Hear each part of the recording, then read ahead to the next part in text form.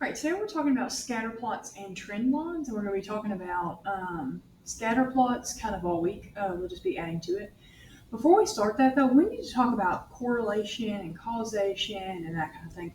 So at the top of this, so yours actually will be cut in half. I have two right now, so I'm going to try to zoom in and only get one.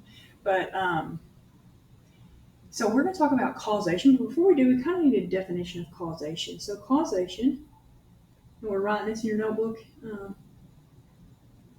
Causation is one variable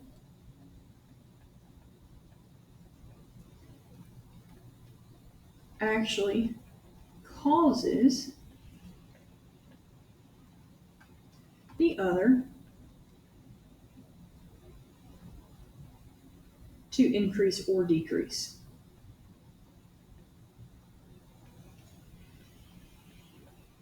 Now, correlation is when two variables are just kind of related. They might have something in common.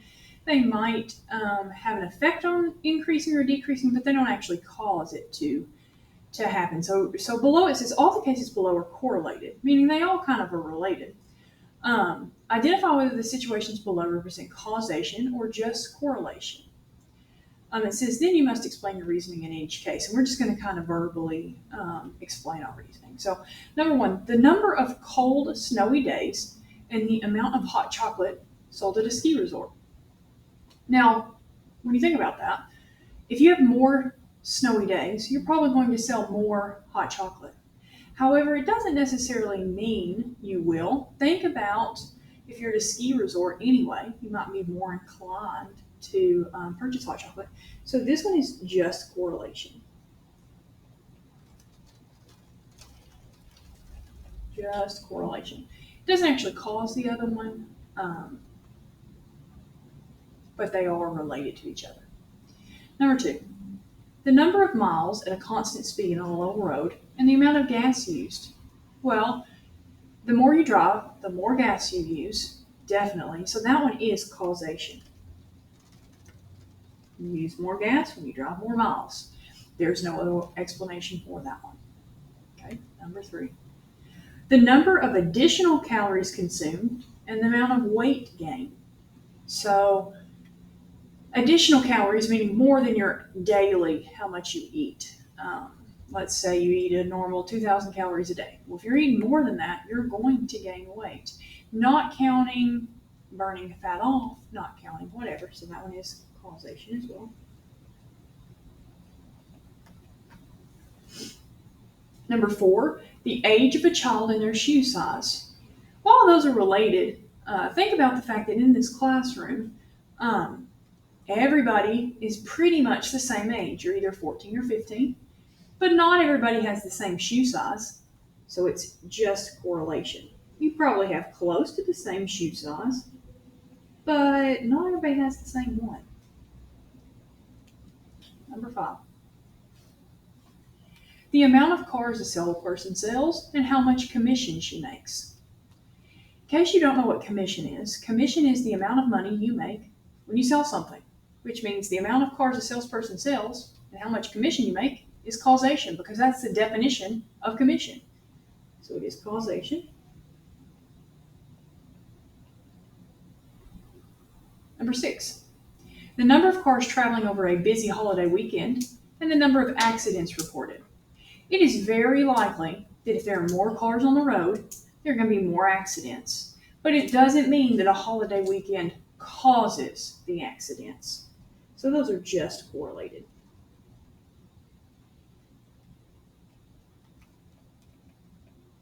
Number seven, the number of homework assignments handed in and the person's grade in class. So does the number of homework assignments handed in cause the person's grade in class to go up or down? Let's think about this. It says handed in. That doesn't mean that you got them all correct. It's not talking about accuracy. If it said the number of homework assignments graded with an A or something, that would be causation. But this is just handing the homework in. So it's just correlation.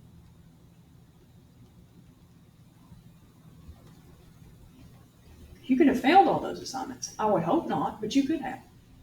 Number eight, annual salary causes the blood pressure for men aged 20 to 60. While it might be true that if somebody makes less money, they have high blood pressure, that could also be true if somebody has more money. Maybe they are high stress. So the annual salary is not causing your blood pressure to go up or down. So that's just correlation. Okay. We're going to glue this to the appropriate page, and then we have another handout, okay, that we're going to get with. So I'm going to go ahead and get that open real quick. And this is going to be about our trend lines. Okay. So pause the video if you need to glue in the first one on the left side in your notebook, and this piece will go on the right side. We're talking about correlation now. Okay. So we have positive correlation, negative correlation, and no correlation. Positive correlation is as one set increases, the other increases. The graph goes up from left to right, and the correlation coefficient, which we will talk about way more in depth tomorrow in the next lesson, would be positive. R equals 1 would be a correlation coefficient that is very strong. So R equals 1 means strong correlation. Or R equals 0.5 means we kind of have weak. You can tell it goes up from left to right, but it's not great. All right, negative is this one set increases, the other decreases. The graph goes down from left to right. The correlation coefficient is either negative, R equals -1, which is strong, meaning when I say strong, it looks like a straight line. Or weak, it kind of looks like it might be linear, but we don't really know. Okay. And no correlation. There is no relationship between the sets. The graph has no pattern, and R is equal to 0. So we're going to deal with each of these. We are going to graph them. We're going to see what type of correlation they have, and we are going to find, to the best of our ability, we'll learn in the next lesson how to actually find it, the actual correlation. But today we're just going to kind of estimate. So let's look. Okay, number 6. Yes, these are out of order. We could start with number 1. Let's start with number 1. All right, we are going to round our data points, okay? So we are going to actually round them to make it easier to graph. So I'm not going to round these because 10, 20, 20, 40, all those are correct here, but this is going by ones. So we're actually going to round to the nearest whole number. So let's say this is 9, 1, 5, 4, 8, and 5. You will do that on your assignment today, okay? So let's graph 10, 9, 20 and 1, 20 and 5, 40 and 4, 40 and 8, 70 and 5. All right. Now, do you think it's possible for us to draw a line through these points? Does it look like it's a straight line, a negative, not straight, a positive line, a negative line? These don't really look like anything is correlated. So this one is no correlation, which it is actually under the no correlation flag. And R is equal to 0. Okay. All right, let's find example 2 is right here. Again, looks like we're going by ones. So we're going to round. We're going to round some of our, we're going to round to the nearest 100 in this section. So this is close to 100. This is 100. This is close to 200. This is 600, 1,000, and 1,000. Okay. And then we're going to round to the nearest whole. So 8, 7, 5, 2, 2, 2. Okay. All right, so 108, 107, 205, 602, 1,000, 100,000, almost off the grid, and 2, and 1002. So I have 2 points there technically. Okay. This does look like a negative situation. It's going down from left to right. It's not, I'm going to draw this, you don't have to. So technically, I'm supposed to be able to draw a straight line. There's not an easy way to hit all those points. So it's not perfect. It's definitely negative. It's not really strong. So R is equal to negative 0.5. Okay.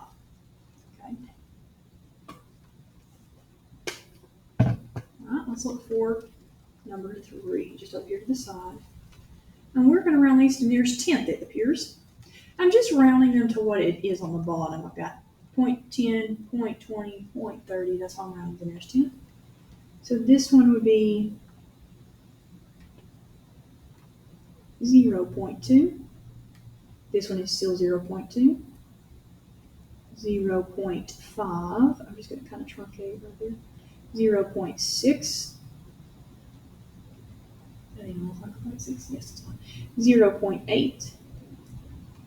And 0.8. All right. And I'm going to round to the tens on the other side. So 70, 20, 10, 60, 50, 20.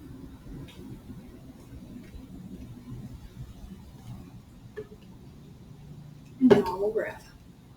So 0.2 and 70, 0.2 and 20. No, that does not look good. 0.5 and 10, 0.6 and 60, 0.8 and 50, and 0.8 and 20. Not how we need that to be. This one is no correlation. So R equals 0. Okay, question number 4. Step this bottom down here. Do we need to round anything? Most definitely. We don't have to round our second section here because these will all just fit. But it's this section we're going to need to round to the nearest tenth. This becomes 0.1. This stays 0.6, 0.8, 0.9, 0.9, 1.0. Okay, so 0.1 and 100.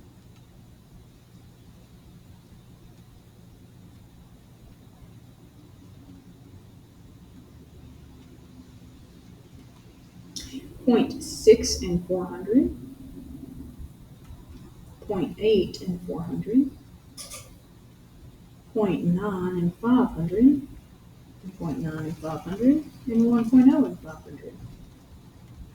Okay.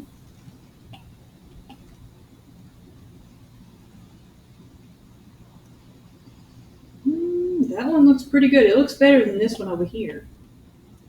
So it's definitely positive. We're going to wait and graph 5 to see. I will tell you, we're going to see which one looks like it's closer, like we can hit more points. So we're just going to kind of compare them. So it's positive, and we'll come back and decide what R equals on this one. Since it looks pretty good, I'm thinking it's probably going to be 1, but we don't know yet. How many can we hit? That's basically what we're saying. Okay. Number 6, we do not have to change the Y values, but we need to change the X values to the nearest thousandth. So this is going to be 1,000, 1,000, 2,000, 7,000, 9,000, 9,000. Okay, so 1,000 and then 2, 1,002, 2,003, 7,005, 9,006, and 9,007. That one looks almost as strong as the other one. So let's draw a line here.